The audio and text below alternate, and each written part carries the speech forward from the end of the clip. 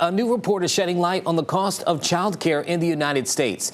It says in 41 states, the cost of care for an infant exceeds the cost of in-state college tuition. And in several parts of the country, parents are shelling out more for childcare than housing.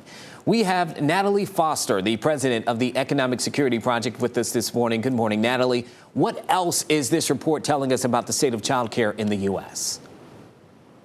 This report is telling us that the state of childcare is broken and needs investment across the country.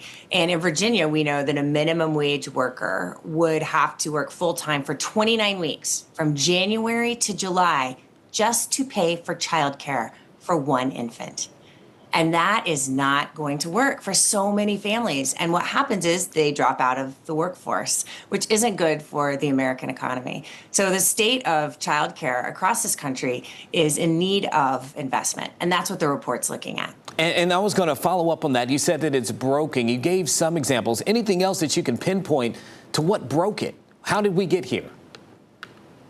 Well, we got here by not investing in it, by not seeing it as critical to work. Just like roads and bridges are critical to work, so is childcare.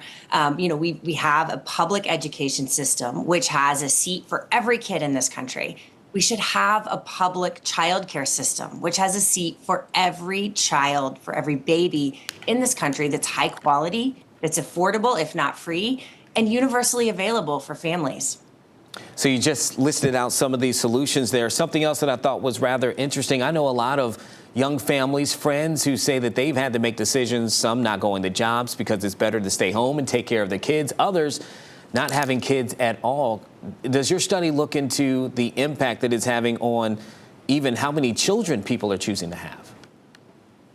Yeah, I mean, you see across social media the number of Gen Z and millennials who are saying, I don't want to have kids. I can't afford it. I want to focus on my own career. Well, families here in the United States should not have to choose.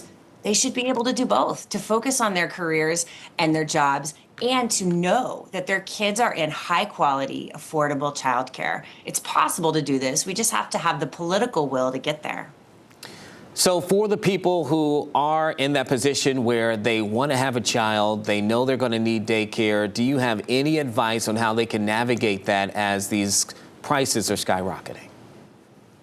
Yeah, well, right now you just have to scrape it together, right? You have to lean on friends and family. You have to call through contacts to find a care provider. We know that a large number of Americans live in childcare deserts, which means there aren't providers around. So right now you have to scrape it together. So my recommendation is people call their elected officials and say, I want an affordable, universal childcare system here in the United States. And I need you to make it happen for folks in Virginia and across the country.